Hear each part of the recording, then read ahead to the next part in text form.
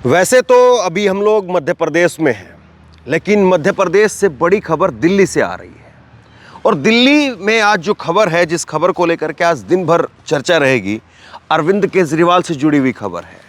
और अरविंद केजरीवाल की क्या आज गिरफ्तारी हो जाएगी, ये सबसे बड़ी खबर है।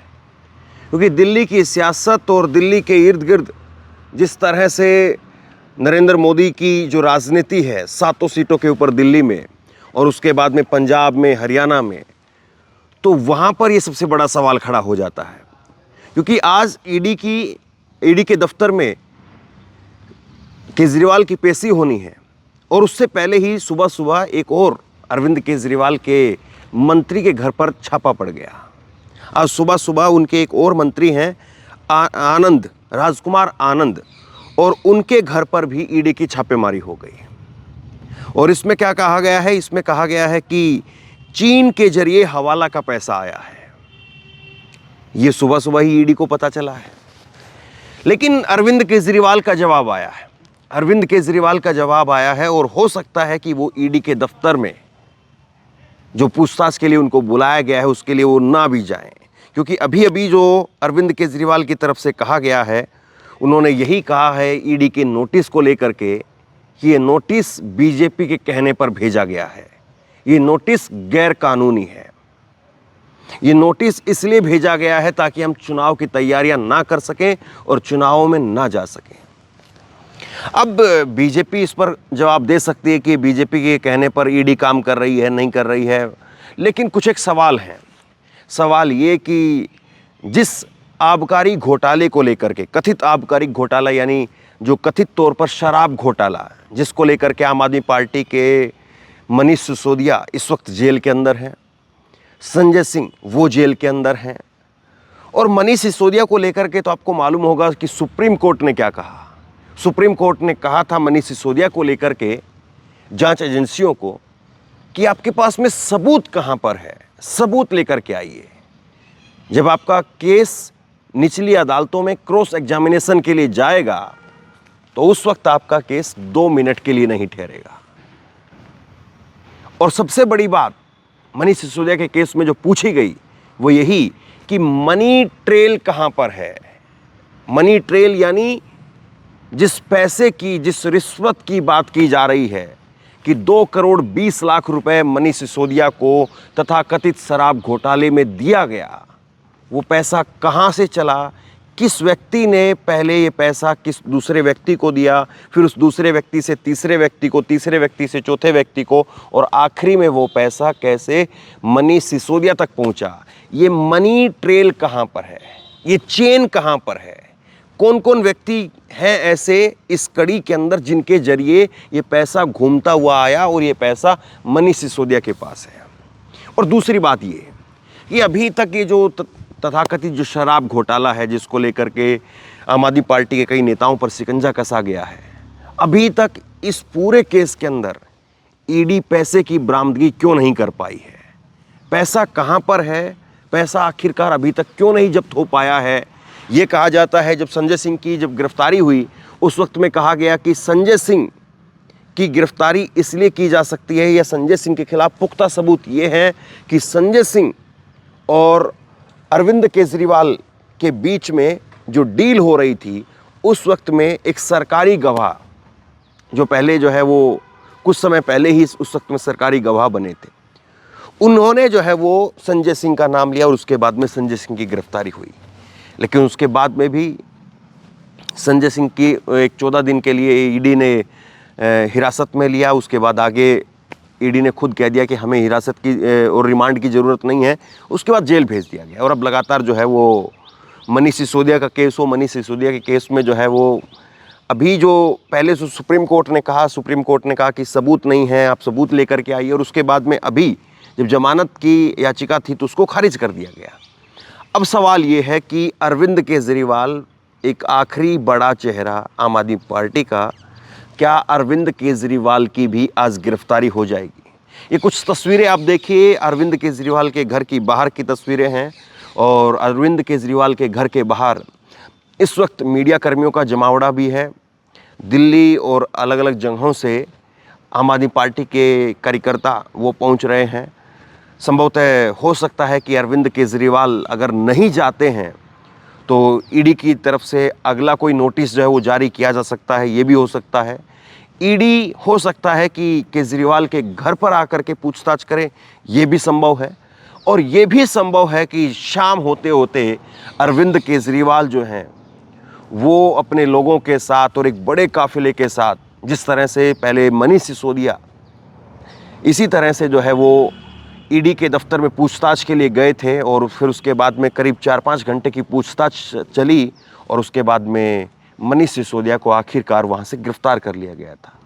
तो हो सकता है कि ये सारा प्रकरण आज चले और दिन भर जो है वो लोगों की नज़र, आज दिन भर जो मीडिया का जो पूरा घटनाक्रम रहेगा वो कहीं ना कहीं दिल्ली की राजनीति, अरविंद केजरीवाल, ईडी, इसके इर्द गिर्द रहने वाला है। लेकिन कुछ एक चीज़ें और हैं। अब इसमें आम आदमी पार्टी की तरफ से प्रेस कॉन्फ्रेंस की गई, आम आदमी पार्टी की तरफ से प्रेस कॉन्फ्रेंस की गई, राघव चड्ढा ने प्रेस कॉन्फ्रेंस की, सौरभ भारद्वाज ने प्रेस कॉन्फ्रेंस की, आतिशी ने प्रेस कॉन्फ्रेंस की और वो एक लिस्ट गिनवा रहे हैं। मैं बाकायदा राघव चड्ढा ने क्या कुछ कहा है प्रेस कॉन्फ्रेंस में, आगे आपको सुनाता हूँ। राघव चड्ढा ने कहा है कि ये एक फहरिस्त है और अरविंद केजरीवाल जो कि आम आदमी पार्टी का सबसे बड़ा चेहरा है, उनको जेल में डाल करके उसके बाद में अगला नंबर जो है वो एक एक करके लगाया जाएगा और उस नंबर में तेजस्वी यादव का नाम है, उस नंबर में, उस लिस्ट में ममता बनर्जी के भतीजे अभिषेक बनर्जी का नाम है, तमिलनाडु के मुख्यमंत्री का नाम है और इसी तरह से आप महाराष्ट्र में भी कई नाम उन्होंने गिनवाए हैं। वो कह रहे हैं कि इसी तरह से लगातार एक के बाद एक नेताओं की गिरफ्तारी होगी और ये सब कुछ इसलिए हो रहा है क्योंकि 2024 से पहले एक बड़ा गठबंधन, इंडिया गठबंधन बन गया है और इसलिए बीजेपी को डर लग रहा है और बीजेपी ये इन प्रकरण कहीं ना कहीं ये चाहती है कि ये जो गठबंधन है ये टूट जाए या इस गठबंधन में नेता तो रहें लेकिन वो मुखरता से बोले नहीं और इसीलिए जो है अरविंद केजरीवाल पर शिकंजा कसा जा रहा है, ये आम आदमी पार्टी के नेताओं का कहना है।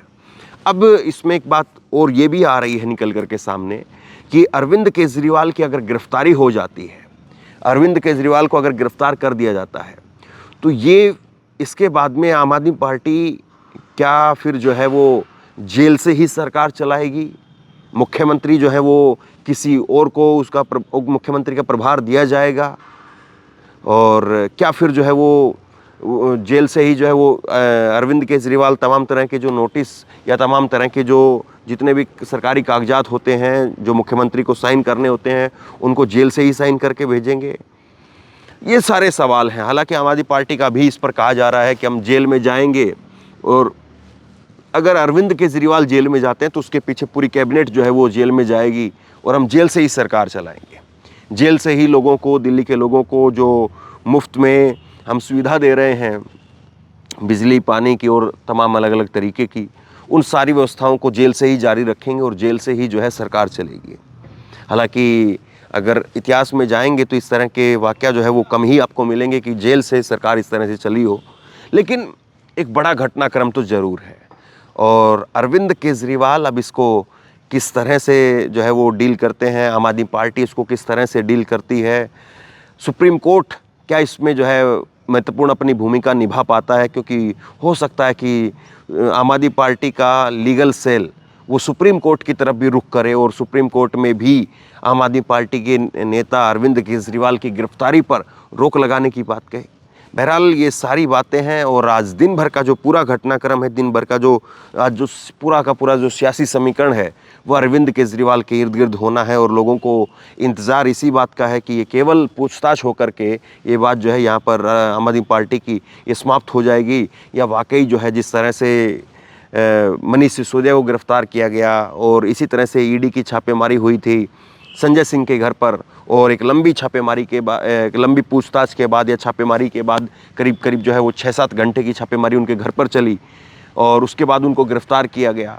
एक और बड़े नेता हैं आम आदमी पार्टी के सत्येंद्र जैन, हालांकि वो इस तथाकथित शराब घोटाले में नहीं बल्कि मनी लॉन्ड्रिंग के केस में जो है वो जेल में है। अभी वो स्वास्थ्य कारणों की वजह से जो है जमानत पर है, लेकिन आम आदमी पार्टी के ये बड़े चेहरे सत्येंद्र जैन जो कि स्वास्थ्य मंत्री रहे, उस वक्त नंबर 2 की हैसियत पर, पोजीशन पर सबसे पहले वो जेल में गए और एक लंबे अरसे तक वो जेल में रहे, अभी भी जो है जमानत पर हैं। और मनीष सिसोदिया वो जेल में है, और उसके बाद में संजय सिंह वो जेल में है, और अब अगर अरविंद केजरीवाल वो भी जेल में चले जाते हैं तो बड़ा चेहरा जो है, बड़ा चेहरा जो क्राउड पुलर जिसको कहते हैं, वो बड़ा चेहरा आम आदमी पार्टी के पास में अभी इसके बाद नहीं है। फिर वो पार्टी के प्रवक्ता हैं, पार्टी के नेता हैं, पार्टी के जो है मंत्री हैं, लेकिन अगर अरविंद केजरीवाल अगर जेल में जाते इससे पहले अगर संजय सिंह बाहर होते तो निश्चित तौर पर संजय सिंह आज बड़े चेहरे होते, मनीष सिसोदिया बाहर होते तो मनीष सिसोदिया आज बड़े चेहरे होते, सत्येंद्र जैन अगर बाहर होते तो वो बड़े चेहरे होते। लेकिन अब जो है, अब जितने भी बड़े चेहरे बाहर हैं वो उनमें से ऐसा लगता नहीं कि किसी को मुख्यमंत्री बनाया जाए। क्या वाकई ये नौबत यहाँ तक जाएगी भी, ये सारे सवाल हैं। लेकिन आज दिल्ली की राजनीति बहुत गर्म है, और दिल्ली की राजनीति अब किस करवट बैठती है, और वाकई क्या आम आदमी पार्टी जिस तरह से कह रही है कि ये दिल्ली की 7 सीट, जिस तरह से आम आदमी पार्टी और कांग्रेस का वहाँ पर अगर गठबंधन हो जाता है, इंडिया गठबंधन हो जाता है, तो बीजेपी वहाँ पर सुपड़ा साफ होने वाली है, जीरो होने वाली है। और इस सब को रोकने के लिए उन्होंने केजरीवाल की गिरफ्तारी का रास्ता चुना है, लोगों को डराने के लिए रास्ता चुना है। और उसके बाद में जो बड़े गंभीर आरोप लगा रहे हैं, जिन जिन नेताओं का नाम ले रहे हैं, राघव चड्ढा, एक बार जरा सुनिए क्या कुछ कह रहे हैं। इसी श्रृंखला में एक योजना बनी है, और उस योजना में पहला अरेस्ट दिल्ली के मुख्यमंत्री अरविंद केजरीवाल का भाजपा की एजेंसियां करने जा रही हैं। दिल्ली में 7 लोकसभा की सीटें हैं। इंडिया गठबंधन अगर एकजुट होकर लड़ता है तो 7 की 7 सीटें बीजेपी हार रही है, आप भी जानते हैं, हम भी जानते हैं। और ये 7 की 7 की सीटों की हार बीजेपी को इतना सता रही है कि वो अपने अरेस्ट की शुरुआत दिल्ली से करने जा रहे हैं, और पहला अरेस्ट अरविंद केजरीवाल जी का करेंगे, ताकि इन 7 सीटों पर आम आदमी पार्टी लड़ने लायक ना रहे। जब नेता ही नहीं होगा तो पार्टी कैसे चुनाव लड़ेगी। और अरविंद केजरीवाल जी को जेल में डालो, 7 सीटें दिल्ली की अपनी जेब में डालो, ये भाजपा का लक्ष्य है।